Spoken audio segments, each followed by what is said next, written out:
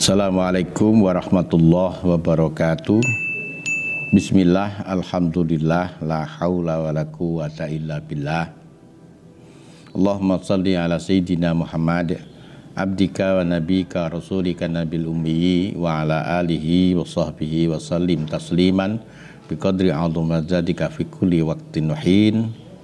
Para santri, wali santri dan keluarga bahagia dimanapun berada di seluruh penjuru negeri tercinta, Negara Kesatuan Republik Indonesia, atau di berbagai belahan dunia manapun. Apa kabar kalian hari ini? Saya berkeyakinan kalian dalam keadaan baik, lahir dan batin, bersama dengan keluarga, orang-orang yang kalian kasihi dan orang-orang yang kalian cintai. Dan harapan serta doa saya selalu, semoga kita diberikan selalu maunah, taufik dan rahmat oleh Allah Subhanahu wa Ta'ala, sehingga kita bisa menjawab ujian-ujian yang Allah berikan. Allah pernah mengingatkan kepada kita di dalam firman-Nya, ahasiban nasu ay yutraku ayyakulu amanna wa hum la yuftanun. Apakah orang-orang itu dibiarkan saja untuk menjadi orang yang beriman tanpa diuji? Hidup ini ujian. Kemampuan kita, respon kita yang tepat terhadap ujian menentukan kemuliaan kita di dunia dan juga di akhirat kelak. Moga-moga Allah memberikan kekuatan kepada kita lahir dan batin, memberikan ilmu kepada kita sehingga bisa menjawab ujian-ujian yang Allah berikan kepada kita, sehingga Allah mengangkat derajat dan martabat kita di dunia ini dan juga di akhirat kelak. Amin, Allahumma amin. Sebelum saya teruskan vlog ini, jangan lupa like, subscribe, dan share ke media sosial yang lain agar nilai-nilai positif, informasi yang baik, kalimat-kalimat yang membawa manfaat bisa dilihat, dibaca, didengar, diperhatikan lebih banyak orang. Dan bagi kalian yang sudah subscribe, saya sampaikan terima kasih. Semoga vlog kali ini yang mampir di pintu gawai kalian menjadi vlog yang informatif, yang memberikan tambahan pengetahuan, khususnya tentang keadaan pesantren modern Al-Amanah. Para santri, wali santri, dan keluarga bahagia, sebenarnya pesantren Al-Amanah ini sudah sangat lama, berdiri tahun 1992 dan sekarang tahun 2020. Usianya berarti sudah 28 tahun. Sudah cukup dewasa untuk ukuran manusia. Oleh karena itu wajar kalau pesantren modern Al-Amanah ini mulai dikenal bukan hanya di Sidoarjo, tapi juga di Jawa Timur, bahkan juga di seluruh Indonesia. Cuma mungkin mengenal namanya saja, atau mengenal lokasinya, mengenal lembaga pendidikan yang ada di dalamnya, tapi tidak secara detail kira-kira apa ya yang dilakukan para santri setiap hari. Apakah kegiatan-kegiatan itu ada manfaatnya? Bagaimana daya dukung terhadap kegiatan-kegiatan itu? Tentu tidak semua anggota masyarakat mengenalnya. Kali ini saya ingin menyampaikan kepada santri, wali santri dan juga keluarga bahagia di seluruh Indonesia, bahkan di seluruh dunia, ada salah satu program kegiatan pendidikan di luar kelas. Ada pendidikan yang dilakukan di dalam kelas mulai jam 7 sampai jam 3 dalam keadaan normal. Kalau dalam suasana pandemi ini jam 7 sampai jam 1 siang. Jamnya agak dikurangi karena seluruh kelas dipakai untuk asrama, sehingga pembelajarannya lebih banyak dilakukan di luar kelas. Kita beruntung karena memiliki lokasi yang cukup luas dan pepohonan yang banyak, sehingga para santri tidak kehilangan semangat dan kegembiraannya untuk belajar, karena mereka bisa belajar di bawah rindingan pohon, di taman-taman, di sawah-sawah yang sudah kita tanami pepohonan, sehingga menjadi tempat yang asri. Nah, selebihnya akan ada pendidikan di luar kelas yang itu kita harapkan menjadi kebiasaan dan tradisi. Setiap santri punya 7 kewajiban harian.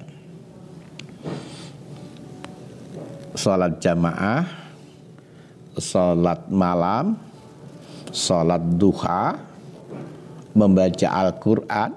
Ini 4 yang kita harapkan. Kewajiban hari ini, kewajiban harian ini, yang 4 ini bisa memenuhi kebutuhan nutrisi rohani, bisa mengembangkan aspek kecerdasan spiritual santri. Mereka dibangunkan jam 2:30 malam ke kamar mandi, kemudian ke masjid untuk membaca Al-Quran, untuk sholat malam, untuk banyak berzikir, sampai kemudian subuh kita lakukan sholat jamaah subuh bersama. Dan subuh itu istimewa karena subuh ini yang pertama bisa menjadi ukuran keimanan seseorang. Orang yang imannya lemah mustahil bisa bangun subuh. Orang yang kokoh imannya, subuh akan menjadi amaliyah yaumiyah, bahkan ia akan bangun jauh sebelum subuh. Apalagi ada dawuhnya Rasulullah sallallahu alaihi wasallam, man shalla subha fi jama'atin faka'annama shalla laila kullah. Barang siapa yang salat subuh berjamaah, maka seakan-akan dia salat sepanjang malam. Para santri, wali santri dan keluarga bahagia, tadi 4 yang kita harapkan menjadi kebiasaan yang memenuhi kebutuhan spiritual santri, memenuhi nutrisi rohani santri. Kemudian ada membaca. Kemudian ada berbahasa resmi. Ada yang membersihkan lingkungan. Membaca dan berbahasa, apa itu Inggris, apa itu Arab, apa itu bahasa Jawa Kromo, sebenarnya yang pertama untuk mengembangkan kecerdasan. Yang kedua, untuk mengembangkan kemampuan berkomunikasi. Yang ketiga, untuk mengantarkan santri pada cara berpikir tidak hanya lokal, tapi juga internasional. Siapapun yang ingin terjun di dalam bidang-bidang ilmu pengetahuan umum, dia harus menguasai bahasa Inggris. Siapapun yang kepingin mendalami ilmu agama harus menguasai bahasa Arab. Siapapun yang kepingin tidak tercerabut dari akarnya, sehebat apapun ilmunya, dia bergaul dengan masyarakat dunia manapun, tapi tetap Indonesia, maka dia harus bisa berbahasa Jawa dengan kromo. Dan kita maksudkan dengan bahasa Jawa kromo, kecuali agar anak itu kokoh dengan keindonesiaannya, dia juga bisa melatih, menjaga, mengembangkan akhlaknya, khususnya ketika dia berkomunikasi dengan teman-temannya, berkomunikasi dengan orang yang lebih tua, atau berkomunikasi dengan adik-adiknya, atau mungkin berkomunikasi dengan orang tuanya. Para santri, wali santri, dan keluarga bahagia, dalam kesempatan ini saya akan menyampaikan salah satu di antara 7 kewajiban itu adalah membaca. Para santri, kita ingatkan terus, kita dorong terus kemana saja untuk membawa buku. Apakah itu dibaca atau sekedar dibawa, nanti akan dengan sendirinya berjalan. Membaca itu sangat penting. Di berbagai negara yang maju pasti memiliki tradisi membaca, pasti memiliki tradisi literasi yang baik, pasti memiliki perpustakaan yang cukup. Berbagai perguruan tinggi yang bisa mengantarkan mahasiswanya, apa itu S1, S2, atau S3 di dalam percaturan ilmu dunia, bahkan juga bisa menyampaikan pemikiran-pemikiran yang orisinil, pemikiran-pemikiran yang keluar dari hal-hal yang mapan. Pasti perguruan tinggi ini memiliki kebiasaan membaca, memiliki perpustakaan yang sangat memadai. Oleh karena itu, membaca itu penting. Apa pentingnya membaca? Yang pertama, membaca itu perintah Allah yang pertama. Ini dahsyat sekali, Allah memerintahkan kepada manusia, khususnya kepada Nabi Muhammad SAW, untuk membaca. Iqra. Ini ayat yang mula-mula turun adalah perintah untuk membaca. Di dalam perintah itu tidak disebutkan maf'ulnya, tidak disebutkan objeknya. Ini artinya menurut para ulama itu sasarannya umum, membaca apa saja. Bahkan membaca alam, membaca fenomena sosial. Karena semua kehidupan ini berjalan atas dasar sunnatullah. Ada keteraturan. Maka seseorang yang biasa membaca akan bisa memahami kenapa di sawah ini banyak tikusnya atau banyak binatang wereng yang bisa menghancurkan tanaman padi para petani. Mengapa jagung itu bisa tumbuh dengan baik di daerah yang anginnya berembus cukup stabil dan baik, sehingga tidak semua daerah tepat ditanami jagung, tidak semua daerah tepat untuk ditanami padi. Itu bisa dibaca. Demikian juga tentang fenomena dan dinamika sosial bisa dibaca. Sebenarnya dengan perintah membaca ini, Allah menginginkan agar manusia itu bisa menjalani kehidupan harmoni dengan lingkungannya, sehingga manusia bisa menjalani kehidupan menunaikan perintah Allah ini dengan berbahagia. Yang kedua, membaca itu mengasah kecerdasan. Orang yang tinggal di hutan belantara, tidak ada yang dibaca, dia ya hanya bisa menguasai hal-hal yang ada di sekitarnya. Seperti yang terjadi di suku-suku pedalaman. Mereka tentu tidak bisa memanfaatkan teknologi.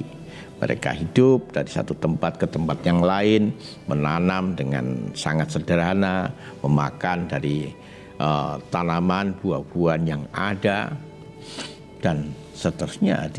Mereka tidak bisa merekayasa bagaimana membuat rumah yang baik, menanam sebuah tanaman yang bisa berkelanjutan dan bisa memenuhi gizi mereka. Tidak. Karena mereka tidak membaca. Beda halnya orang yang tradisinya membaca.